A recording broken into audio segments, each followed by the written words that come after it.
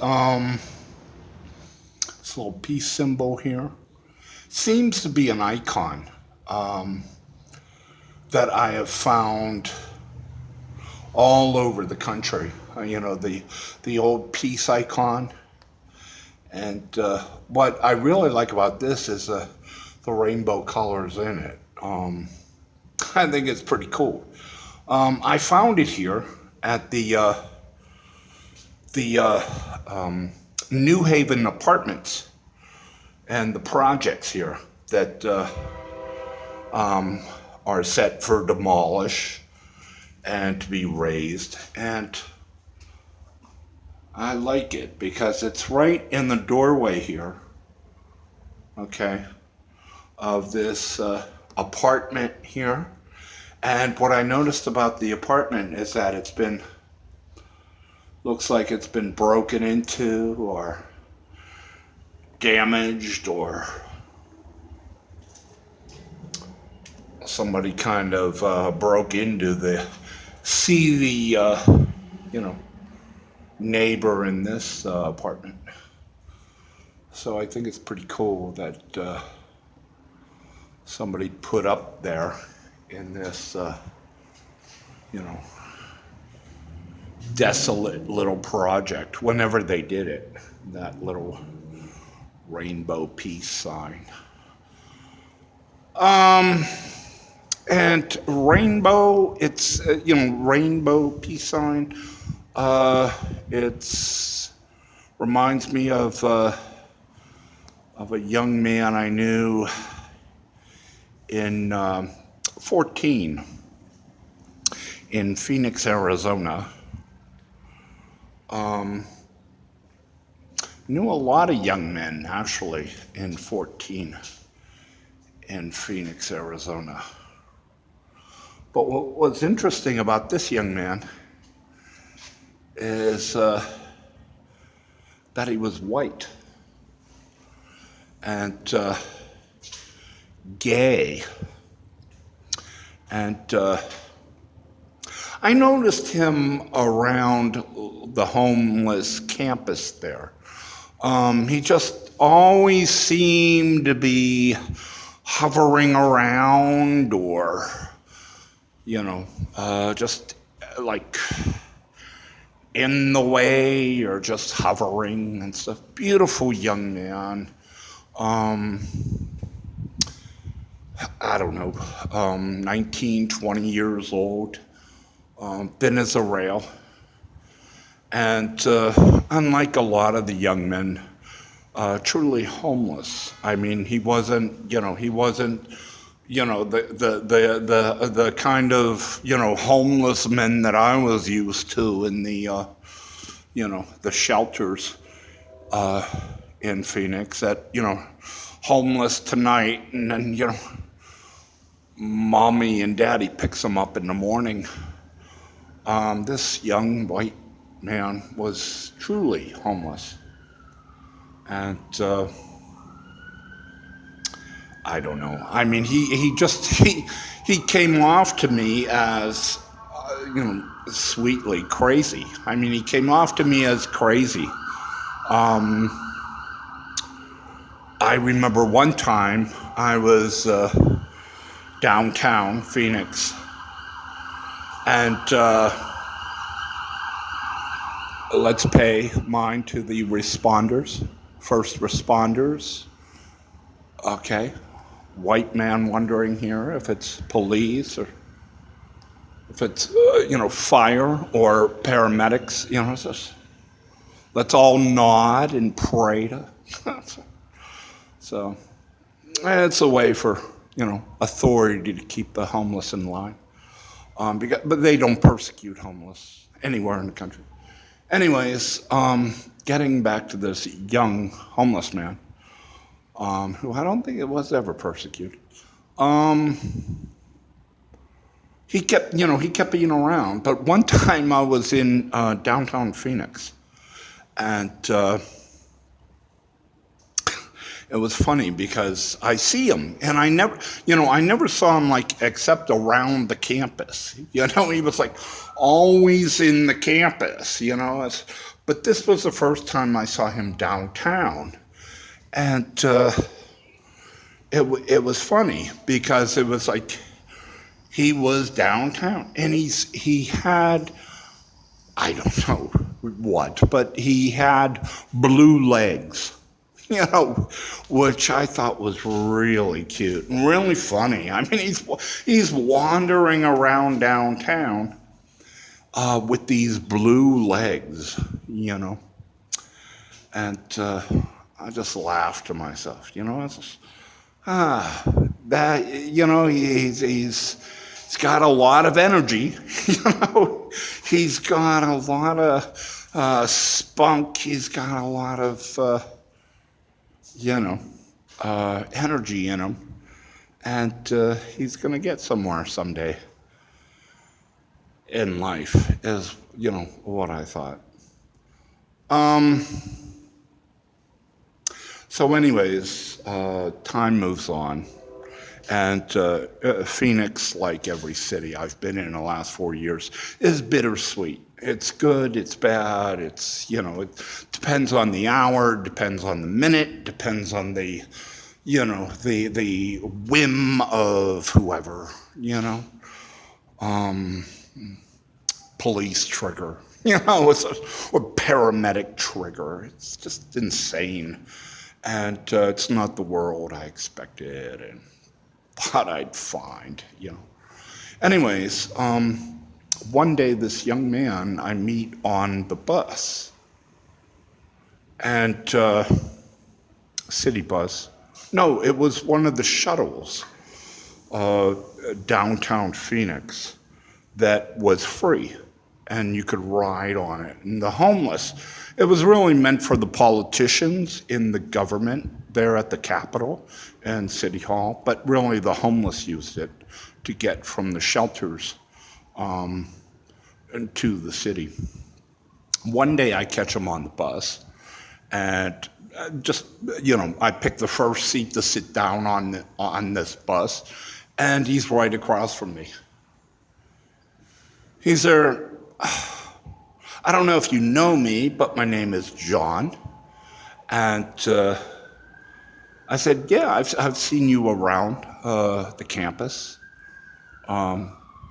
He said, well, yeah, good. He said, I spend time on the campus. I'm like, okay. Are you homeless? He said, yeah, I'm on the street. So we start talking, and he said, I've been thinking lately about my sexuality, and I've been thinking that maybe I'm gay. And, I was just wondering, that, maybe you want to kind of help me or advise me in some way.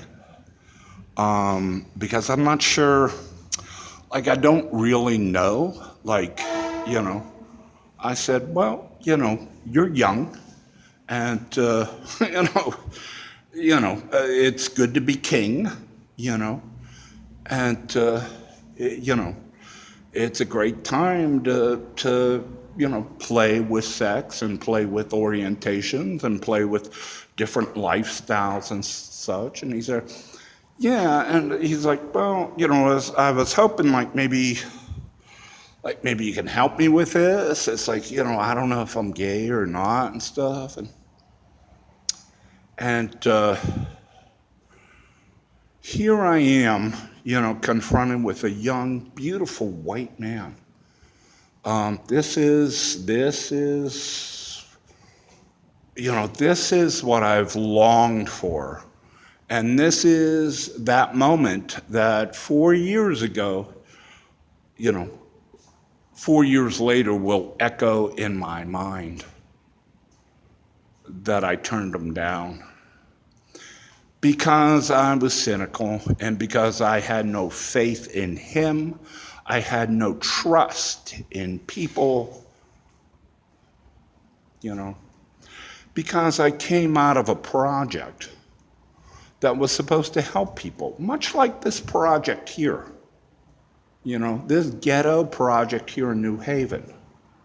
you know, that was designed and meant to help disabled people, people who call 211, people who call, helplines, single mothers, disabled people. I just came out of a project like this where I was beaten and bruised for 2 years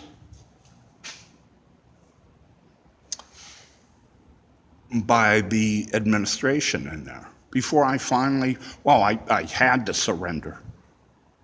The sheriff eventually evicted me. So, but I, fought to the bitter end in the projects I was in before I was brought down and left on the street. So, here's like a young man who's like offering me like this, carte blanche card and like whatever you want. But because of my experience in the projects in downtown Phoenix and my experience with the people in the projects and the people in the city of Phoenix when I became homeless, I didn't trust them. So I passed and I said, no, I can't help you. I'm thinking I got to help myself first because this is a crazy world that I'm in. I mean, and it's just gotten worse because now I'm homeless, So I shined them on. And that was it. Until 4 years later, I returned to Phoenix. And what do you know? This young man is still in the ghettos. But he's no longer in the homeless shelters in downtown Phoenix. And he's not too keen on seeing me either. It's not like he comes up to me, okay, and says, "Hi, I don't know if you remember me, but I was a young man who wanted your love and you never gave me it." No. I kind of just ran into him, if you will, as he was sitting one night after I had dinner at the mission there. And he's sitting there alone on the corner. And I didn't know if it was John or not. I stopped and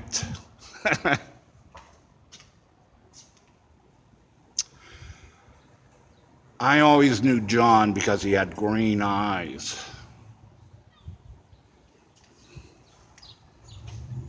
I saw this young man.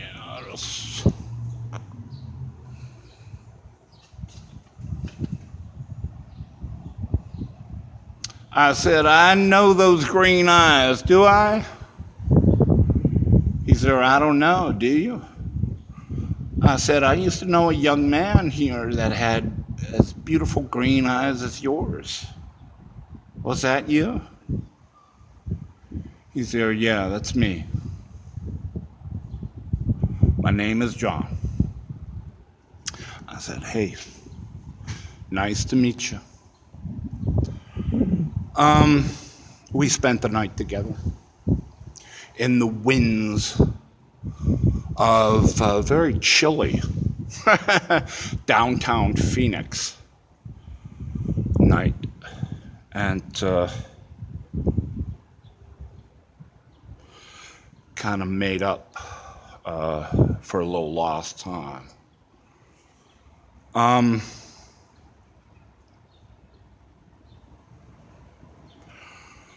The one thing I took from John that night was the comfort in knowing that he was no longer homeless. And thank God he was no longer, like, he wasn't in a project. I mean, it was like, I'm there, the first thing I asked him was, you're not homeless anymore, and you found, you're inside, right, son? He said, yeah, I've become domesticated, as he said. I said, tell me you're not in a project. He said, no. It's like, hey, I'm not in a project. I'm comfortable, and I'm happy. I said, thank God.